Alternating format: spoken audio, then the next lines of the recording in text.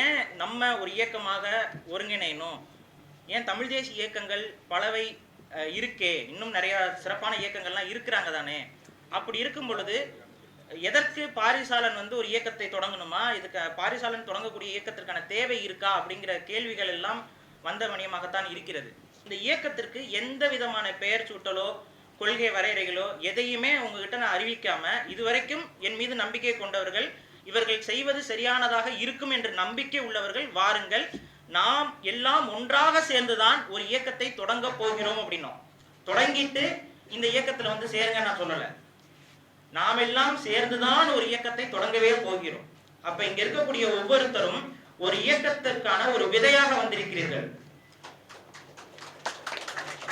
இந்த இயக்கத்தில் இருக்கக்கூடிய ஒவ்வொருத்தரும் இந்த இயக்கத்துடைய அங்கமாக செயல்படுவார்கள். ஒரு அங்கம். இவர்களை பழி கொடுத்து விட்டு இவர்களுக்கு ஒரு பிரச்சனை என்றால் இயக்கம் ஒதுங்கி இருக்காது. இதையும் நான் இங்க ஒரு இதா சொல்றேன். இங்க இருக்கக்கூடியவர்களை வைத்து புகழடைய வேண்டும், பணம் அடைய வேண்டும், இவர்களை பயன்படுத்தி கொண்டு மேல் போக வேண்டும்ங்கிற எண்ணம் இயக்கத்தில் இருக்கக்கூடிய ஒருத்தருக்கும் இருக்கக்கூடாது. நிச்சயமாக களம் என்பது மிக ஆரோக்கியமான, மக்களை புரிதலின் பக்கம் இழுக்கும் விதமாக, அதிக பொருளாதார செலவில்லாமல் ஒவ்வொருத்தருடைய பாதுகாப்பையும் உறுதிப்படுத்தும் விதத்தில் ஒவ்வொரு போராட்டமும், ஒவ்வொரு கோரிக்கைகளும், ஒவ்வொரு செயல்பாடுகளும் இருக்கும். இங்க நம்மை நம்பி வந்திருக்கக்கூடிய நாம் என்ன சொல்றோம்னா, தமிழகத்தை காப்பது இருக்கட்டும், நம்மை நம்பி வருபவர்களை முதல்ல காக்கணும்ல, அவங்களை காப்பாற்றுவது முதல் படி. நம்மை நம்பி நிற்கக்கூடிய ஒவ்வொரு தமிழ் தேசியவாதியிலும் வாழ்விலும் அவங்களுடைய செயல்பாடிலும் அவங்களுடைய பொருளாதாரத்திலும் அவர்கள் நொடிந்து போய்விடக்கூடாது. ஏன்னா ஒவ்வொரு தமிழ் தேசியவாதியும் இங்கே நொடிய அவருடைய பொருளாதாரமும் அவருடைய வாழ்க்கையில் ஒரு பிரச்சனைகளை சந்திக்க தமிழ் தேசியத்திலிருந்து அவர் அப்புறப்படுத்தப்பட்டு கொண்டே இருக்கிறார். நீங்க பார்த்துருப்பீங்க, இப்ப நான்லாம் பாத்தீங்கன்னா 2013 இருந்து தமிழ் தேசிய தளத்துல பார்த்துக்கிட்டு இருக்கேன். என்னோட பயணித்த பல பேர் இன்னைக்கு தமிழ் தேசிய களத்துல இல்லை. ஒவ்வொருத்தருக்கும் ஒவ்வொரு காரணம். ஒரு சிலர் பொருளாதாரத்தில் நொடிந்து விட்டார்கள், ஒதுங்கி விட்டார்கள். ஒரு சிலருக்கு அதீதமான இந்த வழக்குகள், பிரச்சனைகள், அதன் மூலமாக அவர்களால் தொடர்ச்சியாக செயல்பட முடியாத தன்மைகள், அவங்க ஒதுக்கிட்டாங்க. 2013 இருந்து இன்னைக்கு நான் பார்க்குறேன், என்னுடைய அலைபேசியில் தமிழ் சார்ந்த நபர்கள் அவங்களை எல்லாத்தையும் பதிவு செய்யும்போது தமிழ் தான் பதிவு செஞ்சிருப்பேன் இறுதியில். ஏன்னா இப்போ தமிழ் தேசியம் சம்மந்தப்பட்டவர்கள் அப்படிங்கிறனால இன்னைக்கு நான் அந்த கான்டாக்ட்ஸ்லாம் எடுத்து பார்க்கும் பொழுது பல பேர் பாதிக்கு மேலே ஒதுங்கிட்டாங்க. அழைச்சி பேசினா கூட நல்லா இருக்கீங்களா, ஆமாங்க, இப்போ கொஞ்சம் குடும்ப சூழல் காரணமாக நான் ஒதுங்கி இருக்கேங்கிறாங்க. இது நம்ம இனத்திற்கு ஒரு பெரிய வீழ்ச்சி. உணர்வு பெற்று வரக்கூடியவர்கள், விதையாக வந்தவர்கள் மரமாக வளர வேண்டுமே ஒழிய காணாமல் போயிடக்கூடாது. இன்னைக்கு பலரும் அவ்வாறு காணாமல் ஆக்கப்பட்டு இருக்கிறார்கள், காணாமல் போயிருக்கிறார்கள் அரசியல் தளத்தில். அது நம் இயக்கத்தில் இருக்காது. முழுக்க முழுக்க செயல்படுபவர்களுக்கே இந்த இயக்கத்தில் முன்னுரிமை என்பது கொடுக்கப்படும். அது மட்டும் இல்லாம தனிப்பட்ட காழ்ப்புணர்ச்சியினால இந்த இயக்கத்திலிருந்து ஒருத்தரை கூட நகர்த்த முடியாத அளவுக்கு தான் இந்த இயக்கத்துடைய கட்டமைப்பு என்பது வகுக்கப்பட போகிறது. இவர் எனக்கு பிடிக்கல, இவரோட வளர்ச்சி எனக்கு பிடிக்கல, அதனால இவர் போயிட்டாரு, அவர் அப்படிலாம் எதுவுமே இருக்காது. இங்க ஒழுங்கு நடவடிக்கை குழு என்ற ஒரு குழு இருக்கும். அந்த குழுவிடம் வழக்குகள் வரும், வழக்குகள் கொடுக்கப்படும். ஒரு தொகுதியில ஒரு பிரச்சனை, அந்த தொகுதியில் இருக்கக்கூடிய உறுப்பினர்களுக்குள்ள ஒரு பிரச்சனை, முரண் இருக்குன்னா வழக்காக அது பதிவு செய்யப்பட்டு விசாரணைக்கு எடுக்கப்பட்டு அவங்க சைட்ல இருந்து விளக்கங்கள் கேட்கப்பட்டு அதற்கப்புறம் தான் முடிவு என்பது கொடுக்கப்படும். முழுமையான ஜனநாயக தன்மையோடு இந்த இயக்கம் என்பது கட்டமைக்கப்பட போகிறது. அனைத்து பொறுப்புகளும் நியமன பொறுப்புகளாகத்தான் ஆரம்ப காலகட்டத்தில் கொடுக்கப்படும். நியமன பொறுப்புகள் நிரந்தர பொறுப்புகளாக மாறும் பட்சத்தில் மாறும். எப்பனா முறையான தேர்தல் முறையின் அடிப்படையில் அந்த நிரந்தர பொறுப்புகள் என்பது கொடுக்கப்படும். தேர்தல் நடக்கும், அது வரைக்கும் நியமன பொறுப்புகள் தான். நியமன பொறுப்புகள்ல கிளைகள், கட்டமைப்பு இதெல்லாம் தொடர்ச்சியாக நடக்கும். அது எல்லாமே அந்த மாதிரியான டீடைல்ஸ், அது சார்ந்த விஷயங்கள், எப்படி நம்ம இயக்கம் என்பது செயல்படுங்கிற அந்த விஷயங்கள் எல்லாம் அடுத்த கட்ட கூட்டத்திலும் கலந்தாய்வுகளிலும் நம்ம முழுமையாக ஒரு இயக்கம் என்பது எப்படி செயல்படுங்கிறத ஒரு சார்ட் மாதிரி போட்டு நான் காமிச்சு உங்களுக்கு விளக்கம் கொடுக்குறேன். அதில் எந்தவித ஓட்டையும் இருக்காது. அப்ப இந்த இயக்கம் என்பது முழுக்க முழுக்க செயல்பாட்டை நோக்கி நகர்ந்து கொண்டே இருக்கும். அது மட்டும் இல்லாம நமது கொள்கை கோட்பாடாக இருப்பது தற்சார்பு பொருளாதாரம். அந்த தற்சார்பு பொருளாதாரத்தின் மூலமாக ஒரு இயக்கம் பொருளாதாரத்தை ஈட்டும் என்றால் அது நமது இயக்கமாகத்தான் இருக்க போகிறது. இது முழுக்க முழுக்க இந்த இயக்கத்தில் இருக்கக்கூடிய இளைஞர்கள் அவர்களுடைய வாழ்க்கையில எந்த விதமான சமரசங்களும் செய்யாம அவங்களும் பொருளாதார ரீதியாக தங்களை மேம்படுத்திக் கொள்ள இந்த இயக்கம் உதவும். அது மட்டும் அல்லாமல் இந்த இயக்கத்துடைய தொடர் செயல்பாடுகளுக்கு பொருளாதார வசதிகளை இந்த இயக்கம் அவர்களுக்கு செய்து கொடுக்கும்.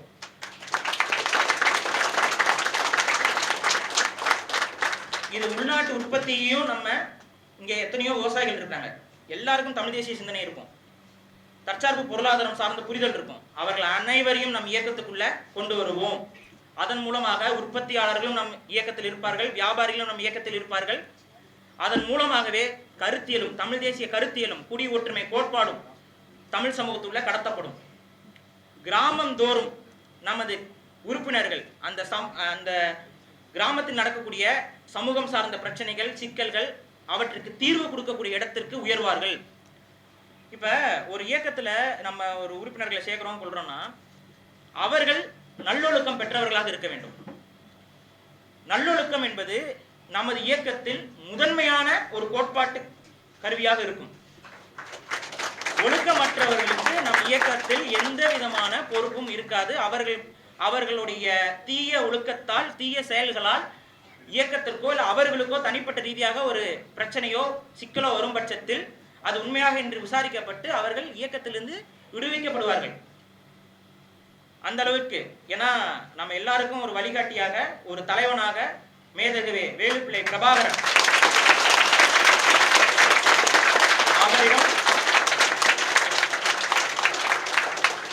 அவரிடம் நாம் கற்றுக்கொண்ட ஒரு பாடம் என்றால் நல்லொழுக்கம்.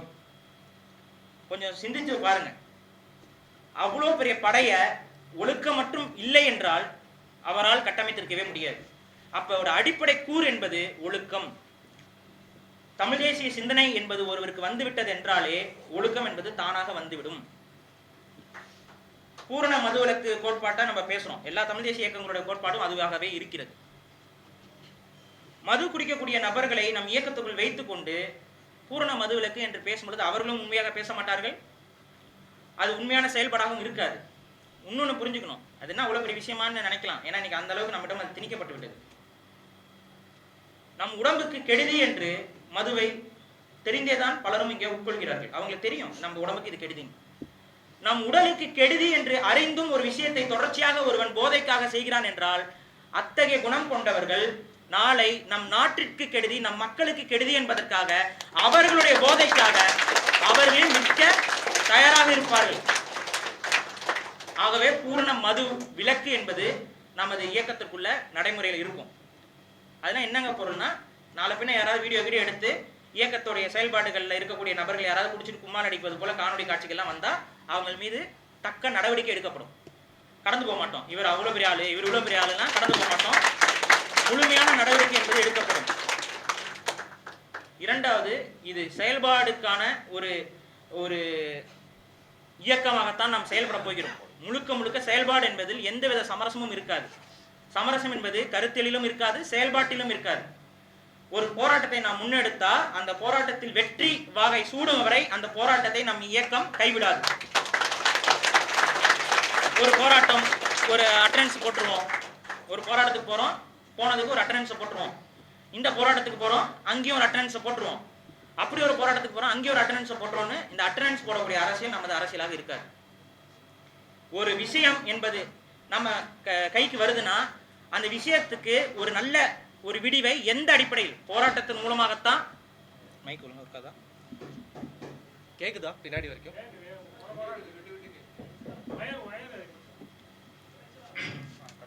கேக்குதுங்களா?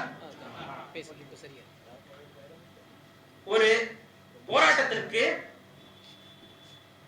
எந்த விதத்தில் நாம் தீர்வு காண முடியும் என்பது அதை முழுமையாக அறிந்து சில விஷயங்களுக்கு பாத்தீங்கன்னா நீதிமன்றத்தை நாடி நாம் தீர்வு காணும் விதமாக இருக்கும்.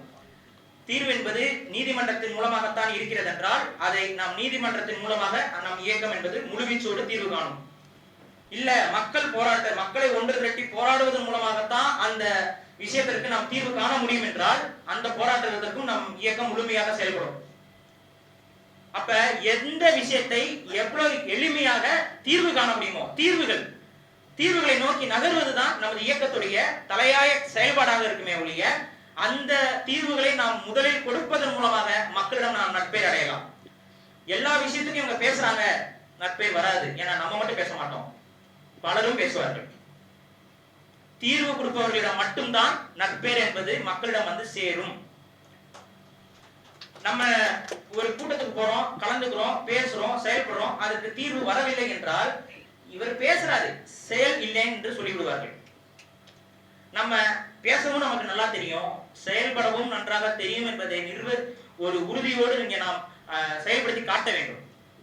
செயல்பாடு என்பது செயல்படும் பொழுது அதற்கான தீர்வு என்பது நமக்கு கிடைக்கும் பொழுது உறுதியாக்கப்படும். அப்பதான் மக்கள் மத்தியில நமக்கு நட்பேர் என்பது வரும்.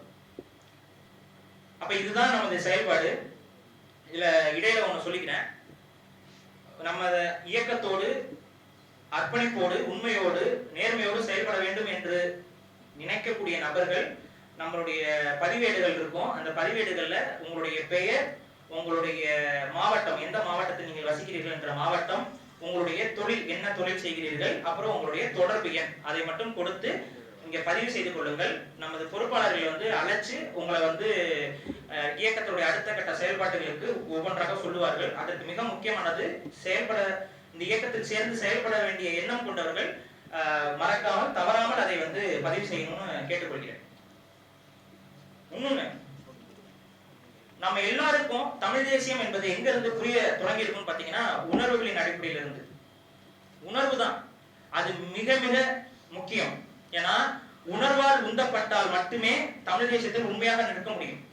இங்க ஒருவர் மதிக்கப்படுகிறார் என்றால் அவருடைய செயல்பாடு, அவருடைய நல்லொழுக்கம், அவருடைய உண்மைத்தன்மை, அவருடைய நேர்மைத்தன்மை, அவருடைய கருத்தியல் செறிவு, இவைகளுக்காக மட்டும்தான் ஒரு தனிநபர் மீது ஒரு பற்றுதல் என்பது இந்த இயக்கத்தில் இருக்கக்கூடியவர்களுக்கு உருவாக வேண்டும். அதுதான் ஒரு ஆரோக்கியமான சிந்தனை. இவர் நல்லவர், அதனால இவர் பின்னாடி நான் நிக்கிறேன், இவர் நல்லவர், அதனால இவர் கூட நான் நிக்கிறேன். இதுதான் ஒரு சரியான இனத்திற்கான ஒரு செயல்பாடாக இருக்குமே ஒழிய இவர் அது பண்றாரு, இவர் அது இது பண்றாரு, அவர் வந்து பெரிய நடிகர், இவர் பெரிய நடிகர், அந்த சிந்தனையே இருக்கக்கூடாது. அதே போல நடிகராக இருப்பவர்கள் அரசியல் பேசலாம், பேசாமல் போகலாம், இதுல எல்லாம் நான் உள்ள மூக்க நுழைக்கல. ஆனால் அந்த நடிகர்கள் பொறுப்பானவர்களாக இருக்க வேண்டும்.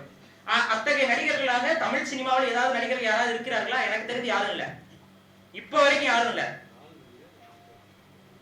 பெண்களை ஆபாசப்படுத்துறது, பெண்களை கவர்ச்சியாக காட்டுவது, பெண்களை இழிவாக காட்டுவது, அத்தனை அயோக்கியத்தனத்தையும் சினிமால பண்ணிட்டு அதை பார்த்து தமிழ் சமூகத்தை கெடுத்து குட்டிச்சோராக்கி விட்டு நான் மக்களுக்கு நல்வழிப்படுத்த போகிறேன் வரும் பொழுது அதை ஏற்றுக்கொள்ள முடியாது.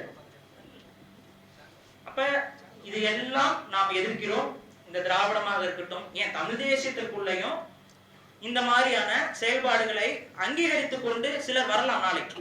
ஆனா அதையும் நாம் எதிர்க்க வேண்டும். இன்னொன்னு, தமிழ் தேசிய இயக்கங்கள் இன்னைக்கு நம்ம கண்முன்னாடி நிறைய இருக்கு. அவர்களை ஒருபோதும் நாம் எதிரியாக கருதக்கூடாது.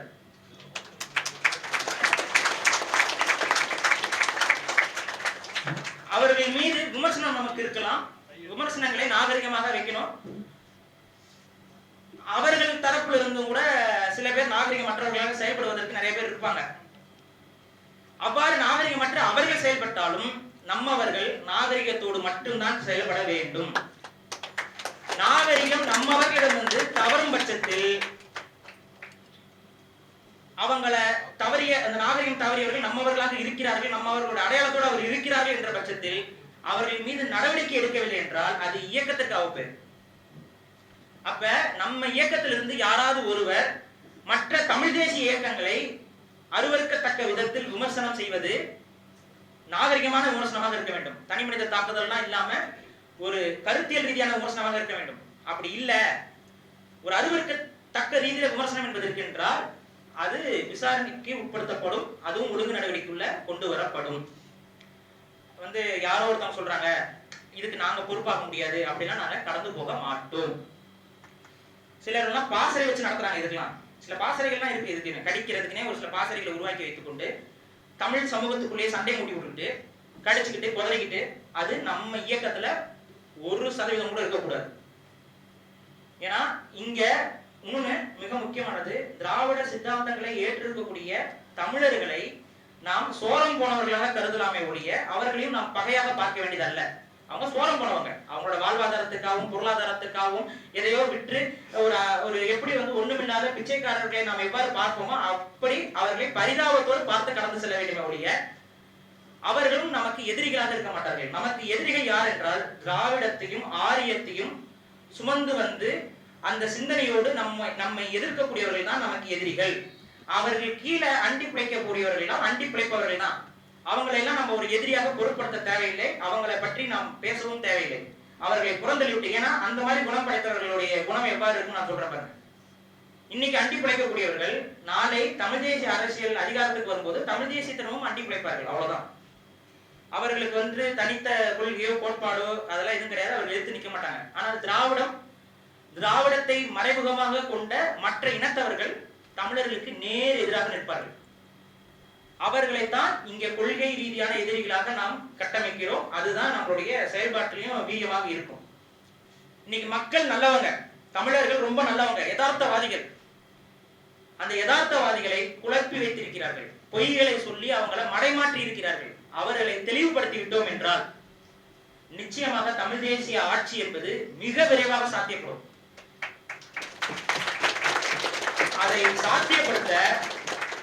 அதை சாத்தியப்படுத்த தமிழ் தேசிய கட்சிகள் யாரையுமே நம்ம எதிரிகளாக பார்க்க போவது இல்லை. மாறாக வருங்காலத்தில் அவர்களும் நமக்கு தேவைப்படுவார்கள் என்ற நட்பு சக்திகளாகவே பார்க்க வேண்டும். என்ன உங்களால் முடியுமா அப்படிங்கிற கேள்விக்கு நாம் பதிலாக இருக்க வேண்டும். எங்களாலும் முடியும், எங்களாலும் செயல்பட முடியும், உண்மையாக இருக்க முடியும், செயல்பாட்டின் மூலமாக ஒரு வெற்றியை காட்ட முடியும் அப்படிங்கிறத செயல்பாட்டின் மூலமாக காட்ட வேண்டிய நமக்குள் போட்டி இருக்க வேண்டும். ஆனால் நம்மவர்கள் என்ற சிந்தனை இருக்க வேண்டும். ஏன்னா சொல்றேன் பாருங்க, நண்டு கதையா போயிடக்கூடாது. நம்ம நண்டு கதையா போகணுங்கிறதுக்காக எதையுமே தொடங்கல. மாறாக கருத்தியல் என்பது சொல்றேன், நம்ம பேச போற கருத்தியலை தான் இன்னும் 2 வருஷத்துல எல்லா தமிழ் தேசிய இயக்கங்களும் பேசும். இப்ப நம்மளுடைய உருவாக்கம் என்பது தமிழ் தேசிய இயக்கங்கள் மத்தியில சமரசமற்ற போக்கை கடைபிடித்தால்தான் தமிழ் தேசிய இயக்கமாக அவர்களால் செயல்பட முடியுங்கிற ஒரு அழுத்தத்தை அவர்களுக்கு கொடுக்கும். ஏன்னா சமரசம் செய்து கொண்டிருந்தார்கள் என்றால் பக்கத்துல ஒரு தூய தமிழ் தேசிய சிந்தனை கொண்ட ஒரு செயல்பாடு போய்கிட்டு இருக்கோம், மக்கள் இந்த பக்கம் தாவ ஆரம்பிச்சிடும். அப்ப இவங்க கிட்ட நம்ம தோல்வி அடைந்து விடக்கூடாது என்ற ஒரு போட்டி சிந்தனையின் காரணமாக கூட அவர்களும் நல்வழியில போகட்டும், அதற்கான பாதையை நாம் வகுப்போம். குடி மட்டும்தான் நமக்கு நமது இனத்தை அடையாளப்படுத்துவதற்கு. அப்ப நமது இயக்கம் ஒருவரை தமிழராக ஏற்க வேண்டும் என்றால் அவர் குடியின் அடிப்படையில் தமிழ் குடியை சார்ந்தவராக இருக்க வேண்டும். அவரைத்தான் தமிழராக நாம் ஏற்றுக்கொள்வோம், அவரைத்தான் நம் இனத்தவராக ஏற்றுக்கொள்வோம்.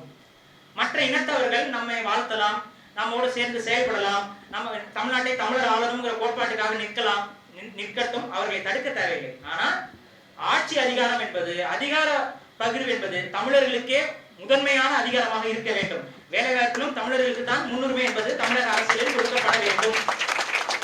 தமிழ்நாட்டில் இருக்கக்கூடிய வேலை வாய்ப்புகள் தமிழருக்கே முன்னுரிமை அப்படிங்கும் பொழுது அதுல தமிழர் யாரும் சொல்லாம போயிட்டா அது பேச்சே எடுபடாது. தமிழ் குடிகளுக்கே முன்னுரிமை, தமிழ் குடியை சார்ந்தவர்களுக்கே முன்னுரிமை. இப்ப ஒரு கேள்வி வரும், தமிழ் குடிகள் யாரு என்ன ஏதுன்னு. முன்பாகவே நம்ம பட்டியலை வெளியிட்டு இருக்கிறோம். என்ன ஒரு கொடுமைனா விக்கிபீடியால நம்ம பட்டியலை தொகுத்து வச்சோம். கவனிங்க, விக்கிபீடியால தமிழ் குடிகள் ஒரு பட்டியலை நம்ம தயாரிச்சு வச்சா ஒவ்வொரு நாளும் ஒவ்வொருத்தரும் பிறமொழி குடிகளை கொண்டு வந்து சொல்லிக்கிட்டு இருக்கான் உள்ள. ஏன்னா விக்கிபீடியா பொறுத்த வரைக்கும் யாரும் அதை எடிட் செய்யலாம். அந்த மூலத்துக்குள்ள தொடர்ச்சியா பிறமொழி குடிகளை சொல்லிக்கிட்டே இருக்கிறான், பார்த்துக்கோங்க. அப்ப எந்த அளவுக்கு தமிழர்களாக தங்களை காட்டிக்கொள்ள வேண்டும்ங்கிறதுல இவங்களுக்கு ஒரு முனைப்பு இருக்கு பாத்தீங்களா? ஏன்னா தமிழ்நாட்டுக்கு படையெடுத்து வந்த ஒரு சமூகம் இன்னைக்கு தமிழ் சமூக சங்க இலக்கியங்கள் இருக்கக்கூடிய மன்னர்கள் எல்லாம் எங்களோட ஆளுநர் உரிமை கொண்டாடிட்டு இருக்கு. தமிழர்கள் எல்லாம் பிறமொழியாக இருந்தது. தமிழ் சமூகத்திற்காக தமிழ் தேசியத்திற்காக பேசக்கூடியவர்கள் எல்லாம் பிறமொழியாளர்கள் சொல்லிட்டு ஒரு பிறமொழி சமூகம் பேசிட்டு இருக்கிறாங்க. யாராவது தட்டி கேட்கிறாங்களா? சரி, இந்த மன்னர்கள்லாம் யாருன்னு பார்த்தா இந்த மன்னர்கள் தான் ஒவ்வொரு குடி சார்ந்த தமிழ்குடி சார்ந்தவர்களும் பதாகைகள் அடிச்சு happy birthday Rajaraja Cholan, happy birthday Pari, happy birthday ஓரின்னு இவங்க கொண்டாடிட்டு இருக்காங்க. ஒருத்தரும் கேள்வி கேட்கறது இல்ல.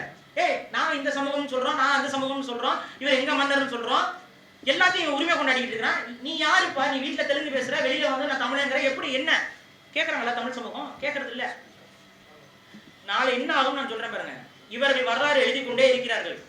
தமிழர்கள் வரலாறு இங்க நம்ம பேசுறது இல்ல, தமிழர் வரலாறு சொல்லிக் கொடுக்கறது இல்ல. இறுதியில் என்ன ஆகும்னா இவெல்லாம் தமிழன் ஆயிடுவான், இவெல்லாம் தமிழன் ஆயிடுவான், நாமெல்லாம் வெளியிலிருந்து வந்தவர்கள் ஆயிடும். அதையும் பண்றான். ஒவ்வொரு தமிழ் சமூகத்திற்கும் அவங்க வெளியிலிருந்து வந்தது போல ஒரு பொய் வரலாறு. இந்த கோத்திரம் அந்த கோத்திரம், அவர் இந்த முனிவர் வாயிலிருந்து வந்தீங்க, இந்த முனிவர் தலையிலிருந்து வந்தீங்க, ஜடையிலிருந்து வந்தீங்க, புராண கதைகள். திட்டமிட்டு தமிழ் சமூகங்களை அடையாள மறைப்பு செய்து அழிக்க பார்க்கிறார்கள். ஈழத்தில் இது நடந்தது. ஈழத்துடைய மண்ணின் மைந்தராக இருக்கக்கூடிய தமிழர்களை அவன் என்ன சொன்னான்? இந்தியாவிலிருந்து வந்தவங்கன்னா இந்த பொய்யை சொல்லி சொல்லி சொல்லி உலகத்தையும் நம்ப வச்சுட்டான். பல பேர் என்ன, நம்ம தமிழ்நாட்டில் இருக்கக்கூடிய பல தமிழர்களுமே இன்றளவும் நம்புறது என்ன, ஈழத்தில் இருக்கக்கூடிய தமிழர்கள் இங்க இருந்து போயிட்டு நாடு கேட்கலாமாங்க. அது இந்த காங்கிரஸ் கூமுட்டை ஒருத்தங்க இருப்பாங்க, இந்த காங்கிரஸ் கட்சியை சேர்ந்த கூமுட்டைங்க. அந்த கூமுட்டைகள் அத்தனை பேருக்கும் இன்னைக்கு எவ்வளவு பாடம் நடத்தினாலும் அந்த அந்த மரமுடைகளுக்கு ஏறுவதே இல்லை. உழைக்க ஒரு இடத்துல நாடு கேட்கலாமா, உழைக்க ஒரு இடத்துல நாடு கேட்கலாமா? எவ்வளவு ஒரு புரிதலற்ற தன்மையை இவர்கள் இந்த சமூகத்தில். அதுக்கு காரணம் இருக்குங்க. நம்ம தான் வரலாறு பேசுறோம். இந்த வரலாறு என்றாவது ஒரு நாள் பொதுத்தள ஊடகங்கள் வந்திருக்கா? ஈழம் சார்ந்த வரலாறு இன்னைக்கு நம்ம தமிழர்கள் வந்து எல்லாரும் பார்த்து மகிழக்கூடிய பல தொலைக்காட்சிகள் இருக்கு. என்னைக்காவது ஒரு நாள் அது முழுமையான வரலாறு அந்த தொலைக்காட்சிகள்ல காட்சிப்படுத்தப்பட்டிருக்கா? ஒரு சில தமிழர்கள் நடத்தக்கூடிய மக்கள் தொலைக்காட்சி போன்ற தமிழர்கள் நடத்தக்கூடிய ஊடகங்களை விட்டுருங்க. பிரதானமாக இன்னைக்கு நம்ம மக்கள் எதை பாக்குறாங்க? இந்த விஜய் டிவி. அவங்க மட்டும் பாத்தீங்கன்னா அழுது கண்ணீர் வடிப்பாங்க. ஈழத்தமிழர்களை கூட்டிட்டு வந்து அழுது கண்ணீர் வடிப்பாங்க. கடைசியில் என்ன பண்ணுவாங்க பாத்தீங்கன்னா, அந்த ஈழத்தமிழர்களையே நம்ம வெறுக்க வச்சிருவாங்க. அவங்கள கொண்டு வந்து ஆபாசமா ஆட விடுறது, அவங்கள தப்பா பேச விடுறது. அப்ப என்ன ஆயிரும்? ஈழத்தமிழர்கள் இப்படிதான் போல நம்ம நினைச்சிருவோம். இந்த விஜய் டிவி பண்றது ஏதோ ஒரு விதத்துல மறைமுகமா இந்த தமிழ் சமூகத்தை ஒருங்கிணை விடாம. இப்ப நான் சமீபத்துல பாக்குறேன், இந்த நடிகர் ஒரு கட்சி ஆரம்பிச்சார்ல, அவரை கிண்டல் அடிப்பதற்காக 2 ஈழத்தமிழர்களை பேச வச்சு ஒரு வீடியோ காணொலி. அதுல கச்சத்தீவுக்கு எதிராக அந்த நபர்கள் பேசுவது போல காணொலி வடிவமைச்சு பரப்பி விடுறாங்க. புரிதல் பார்த்துக்கோங்க. தமிழீழ மக்களுக்கும் முழுமையான புரிதல் என்பது வரல. கச்சத்தீவு விஷயத்தில் அவங்களுக்கு இன்னும் புரிதல் வரல. தமிழக மீனவர்களே அவர்கள் வேற இந்திய மீனவர்களா பாக்குறாங்க. மாறணும், புரிதலை ஏற்படுத்தணும். 2 தரப்புலையும் புரிதல் ஏற்படுத்தப்பட வேண்டும். இன்னொன்னு, ஈழத்தமிழர்களுடைய மக்கள் தொகை என்பது 30 to 40 லட்சம். ஈழத்தமிழர்களுடைய ஒட்டுமொத்த மக்கள் தொகை ஒரு 30 to 40 லட்சம் தான் இருக்கும். தமிழகத்தோட ஈழத்துடைய மக்கள் தொகையோட கம்பேர் பண்ணி பாருங்க. தமிழகம் என்பது மிக மிக மிக பெரிய நிலப்பரப்பு. தமிழர்கள் குறைந்தபட்சம் 8 கோடி பேர் இருக்கிறோம் இந்தியால. அதுல தமிழகத்தில் மட்டுமே நெருக்கி 7 கோடி பேர் கிட்ட இருக்கும். 40 லட்சம் ஈழத்தமிழர்கள் எங்க இருக்கிறாங்க, இத்தனை கோடி தமிழர்கள் எங்க இருக்காங்கன்னு பாருங்க. ஆக இத்தனை கோடி தமிழர்களுடைய புரிதல் என்பது இதுல ஒரு 50 லட்சம் இல்ல ஒரு 1 கோடி இல்ல 1.5 கோடி தமிழர்கள், தமிழக தமிழர்களுக்கு தமிழ் தேசிய புரிதல் வந்து விட்டது என்றால் உலகத்தையே நம்ம கட்டி ஆரம்பிடலாம்.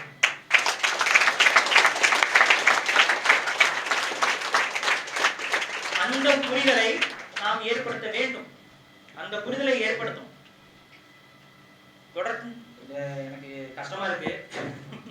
நிறைய பேருக்கு வந்து வேர்த்து ஊத்த தொடங்கி விட்டது. ஏன்னா அரங்கு வந்து சிறியதாக இருக்கிறதுனால. அதனால என்னோட பேச்சை நான் முடிச்சுக்கிறேன். ஒரு சில கேள்விகளுக்கு நான் இங்க பேசுறதுக்கு அனுமதி கொடுக்குறேன். நாகரிகமான கேள்விகளை முன்வைங்க. அதுக்கு நான் பதில் சொல்ல கடமைப்பட்டிருக்கேன்.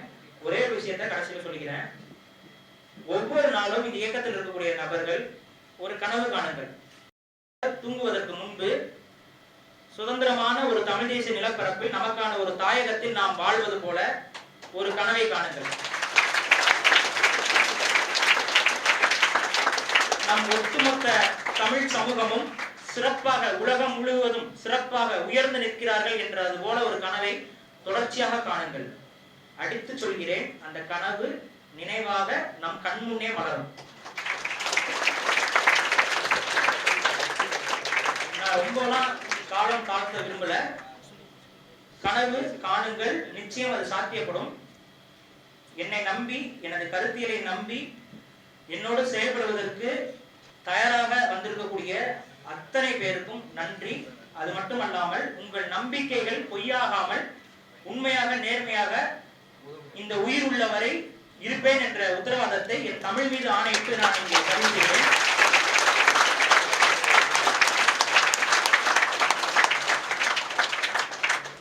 ஒருவேளை ஏதாவது ஒரு நிர்பந்தத்தில் இந்த இனத்துடைய நலனுக்கு புறம்பாக நான் செயல்படுவது போல ஒரு கால சூழல் எனக்கு ஏற்பட்டது என்றால் அந்த நிமிடம் எனது உயிரை நான் மாய்த்துக் கொள்வேனே தவிர தமிழ் சமூகத்தை ஒரு பிரச்சனைக்குரிய இடத்தில் தள்ளிவிட மாட்டேன். இதை நான் இங்கே ஒரு உத்தரவாதமாக, ஒரு உறுதிமொழியாக நான் பதிவு செய்கிறேன். நம்பிக்கைக்கு உறுதுணையாக இத்தனை பேர் கலந்து கொண்ட அத்தனை பேருக்கும் எனது நன்றிகளை நான் பதிவு செய்கிறேன். நன்றி, வணக்கம். வாழ்க தமிழ், வாழ்க தமிழர், வாழ்க தமிழ், வாழ்க தமிழர்.